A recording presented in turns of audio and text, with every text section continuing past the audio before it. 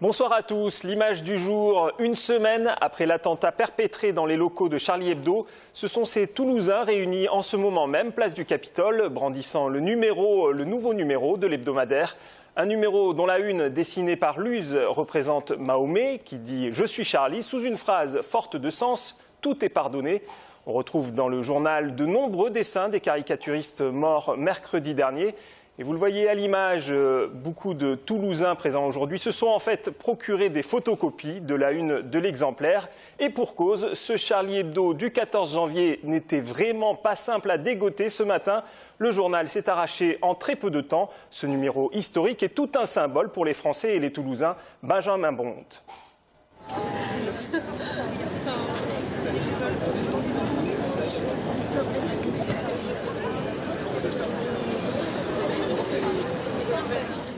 En fait, vous étiez en train de découvrir quelques images de la place du Capitole il y a quelques instants. On retourne donc à ce sujet dans les tabacs et dans les marchands de presse. Il fallait se lever ce matin de bonne heure pour espérer obtenir le nouveau Charlie Hebdo. À Toulouse, comme partout ailleurs en France, le journal satirique n'est pas resté longtemps dans les kiosques. En Haute-Garonne, 12 500 exemplaires ont été distribués, soit 10 fois plus que d'habitude. Mais les buralistes se sont rapidement retrouvés en rupture de stock. Ce matin, il y avait des gens qui sont arrivés avant moi et malheureusement, j'avais 23 exemplaires à vendre sur 200 qui étaient réservés. Donc on n'a pas joué très longtemps. J'en ai reçu en tout 11. Et déjà, j'étais ouvert à 7 h et 5 minutes après, je les ai vendus. J'aurais dû en recevoir 102, j'en ai eu que 75 et 10 minutes après l'ouverture, je n'avais plus rien. Est-ce que vous savez si demain on pourra en avoir? Moi, chez moi, je ne sais pas, je suis censée en avoir encore 75, mais j'en ai déjà trop de réservés maintenant. Ce matin, j'ai pris des réservations quand même parce que les gens sont venus et je ne sais pas, je ne peux pas dire. Si certains Toulousains ont réussi à acheter ce numéro tant convoité, ce n'est pas le cas de tout le monde et ce n'est pas faute d'avoir essayé. J'ai fait 3 tabacs de presse et j'ai pas trouvé, mais j'ai hésité à me lever plus tôt, mais j'ai pas eu le courage, mais j'aurais peut-être dû. Je cherche pas à tout prix, j'ai un ami qui me l'a pris ailleurs. Voilà, on s'est organisé. Ça m'intéresse d'avoir celui-ci en particulier. Voilà, après je verrai en effet à m'abonner, je ne sais pas, mais à l'acheter plus régulièrement, tout à fait. Comme je pense une bonne majorité des Français, et surtout des jeunes, on ne connaissait pas forcément Charlie Hebdo. Mais voilà, on a tous été marqués par ce qui s'est passé. Étant donné qu'on ne pouvait pas s'abonner parce qu'ils n'avaient pas les moyens de répondre à la demande, voilà, je me suis dit que ça faisait partie de l'élan de solidarité que de venir acheter Charlie Hebdo aujourd'hui en fait. Un élan de solidarité qui n'est pas prêt de faiblir. Au vu de la demande, le nouveau Charlie Hebdo sera tiré à 5 millions d'exemplaires et diffusé pendant les 8 semaines à venir. Mais aujourd'hui, Jean-Marc Lucas a reçu le monde du dessin de presse et de la BD pour un débat autour de la liberté de la presse, des enjeux du dessin de presse et de son sens politique. Je vous propose d'en écouter un extrait. Je crois qu'il n'y a pas beaucoup de journaux sur Toulouse qui passent tout simplement des dessins de presse. Ouais. Ça va au dessin en réaction qui soient orientés ou non, quoi, en fait. Donc, non, je pense qu'il faut quand même, pour que ce soit efficace, il faut quand même avoir une certaine liberté. Après, au niveau du ton, je pense que ça tient à l'auteur et à la ligne éditoriale. Il est bien évident que dans Charlie Hebdo, il y a un ton bien précis qui est mené, et donc les auteurs vont dans ce sens-là. Maintenant, tout le monde n'est pas obligé d'adopter le ton de Charlie Hebdo pour mettre des dessins et exprimer des choses. Alors, ça peut se faire à plusieurs niveaux. Est-ce que dans la BD classique, d'ailleurs, il y a sur la BD humoristique, c'est light ou ça se lâche? Mais je pense que dans la BD, ils ont un avantage, c'est qu'en fait, c'est très peu lu. Donc, c'est triste à dire, mais Charlie Hebdo a subi ça parce qu'ils étaient quand même malgré tout connus, lus, reconnus. Plein de petites maisons d'édition, il y a des jeunes Marseillais et Marseillaises, de même pas mal, qui font des choses très très bien, qui sont des vrais punks déchaînés, et ils creusent tout, et qui n'ont absolument aucune censure. Et vous pourrez retrouver l'intégralité de ce débat juste après ce JT. Dans le dossier Sivins, le gendarme qui a lancé la grenade mortelle sur Rémi Fraisse a été placé en garde à vue aujourd'hui.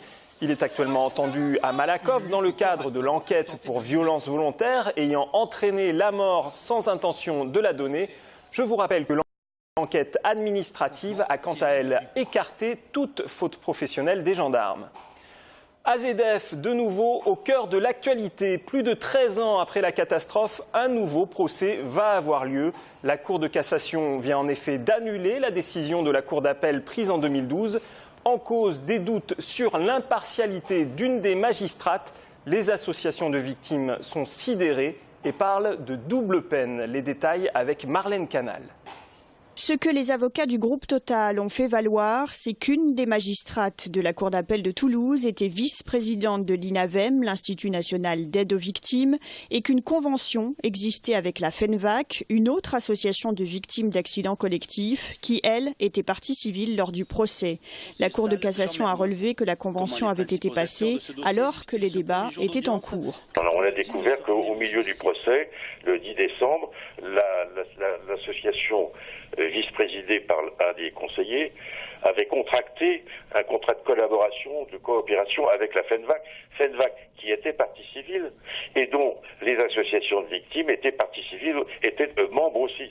Donc la situation était totalement insensée. En plus de ça, ils n'ont pas prévenu, les magistrats n'ont pas prévenu les parties de ce qui se passait et donc la situation est telle que d'après la jurisprudence européenne, la juridiction ne pouvait pas être considérée comme impartiale, donc le procès ne pouvait pas être équitable et c'est je crois une des premières fois où la Cour de cassation se prononce de façon aussi claire sur le sujet. En septembre 2012, la Cour d'appel avait condamné Serge Bichelin, l'ancien directeur du complexe chimique AZF, à 3 ans d'emprisonnement, dont un ferme et d'une amende de 45 000 €. Aujourd'hui, tout est annulé. Pour l'association des sinistrés du 21, il faut repartir au combat. La double peine, c'est-à-dire qu'on a d'abord eu la catastrophe AZF, 31 morts, 22 000 blessés, des années à se reconstruire, physiquement et moralement. Et 2 procès de 4 mois et demi, où les mêmes insanités ont été ressassées par le groupe Total.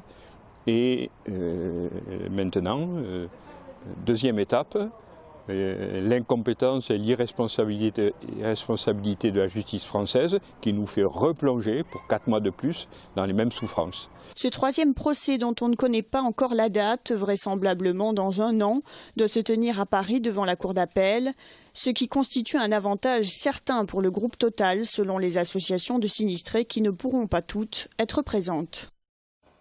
Cet après-midi, comparaissait au tribunal de grande instance Cheikh Bouchiki. Ce jeune Algérien sans papier de 19 ans a été interpellé jeudi devant le lycée Gallieni lors d'un contrôle de police. Après une garde à vue, il a été placé en centre de rétention et est actuellement sous le coup d'une expulsion.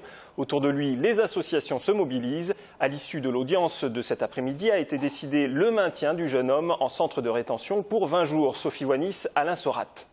Ils étaient nombreux cet après-midi au TGI venus soutenir Cheikh Bouchiki lors de sa comparution. Des amis lycéens de Gallieni, certains professeurs, des représentants du DAL, de RESF, des amis de la famille. Alors évidemment, à l'issue du délibéré, c'est l'incompréhension. Il n'est pas question que cet élève reste en centre de rétention. Ça n'est pas du tout sa place.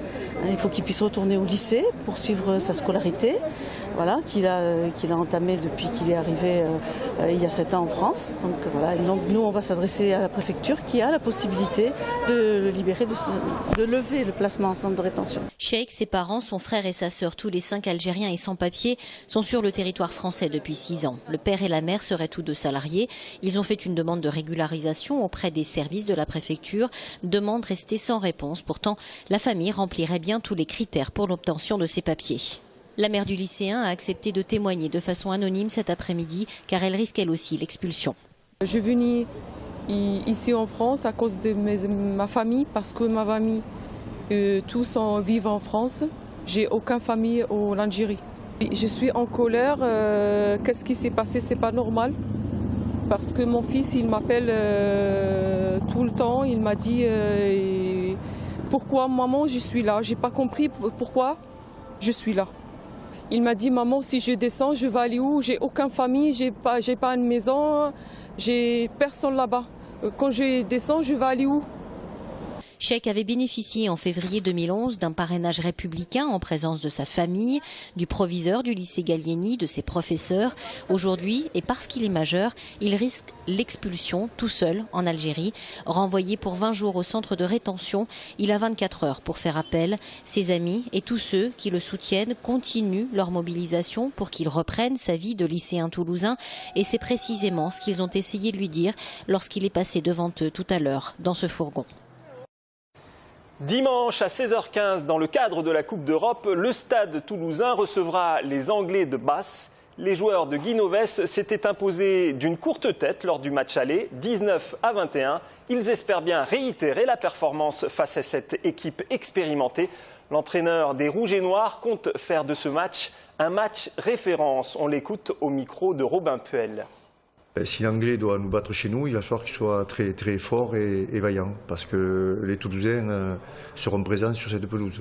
L'état d'esprit est vraiment un état d'esprit où les gars ont qu'une chose en tête, c'est réaliser la meilleure performance possible.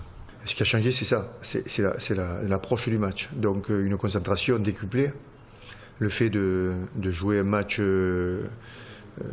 capital pour la suite de la compétition. Voilà, c'est pas un match de championnat, ce n'est pas un match amical, c'est un match capital. Et en volée, les Spacers ont bien failli réaliser un exploit hier en quart de finale aller de la Coupe d'Europe face au Dynamo Moscou. Ils se sont finalement inclinés 2-7-3 dans un palais des sports surchauffé. Les Toulousains peuvent nourrir quelques regrets puisqu'ils ont eu une balle de match dans le tie-break décisif. Le match retour la semaine prochaine s'annonce compliqué, mais tout est encore jouable. Le ballet du Capitole est demain jusqu'à dimanche à la Halle aux Grains pour un programme s'intitulant Entre deux. 3 chorégraphes, Kader Bellarbi, Maggie Marin et Steve Celis, parlent du couple dans des pièces évoquant des liens qui se nouent et se dénouent entre les êtres. Je vous propose de découvrir un extrait d'un document exceptionnel de Greg Lamazère où l'on entend Maggie Marin parler à ses danseurs pour donc les répétitions de la pièce Éden.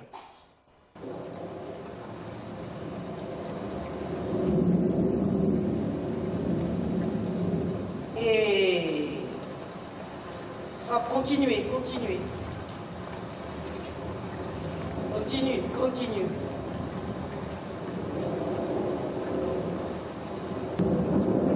Doucement. Les pieds en parallèle, tes pieds, Julie. Oui, c'est bien ça, c'est bien. Encore, pousse. Voilà, ça c'est bien.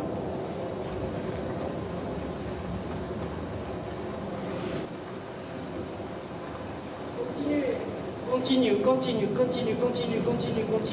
reste arabesque. Relax. Je vous précise donc que ces danseurs ne sont pas nus, ils ont un costume de chair. C'est la fin de ce journal. Prochaine édition demain 19h en compagnie de Jean-Marc Lucas.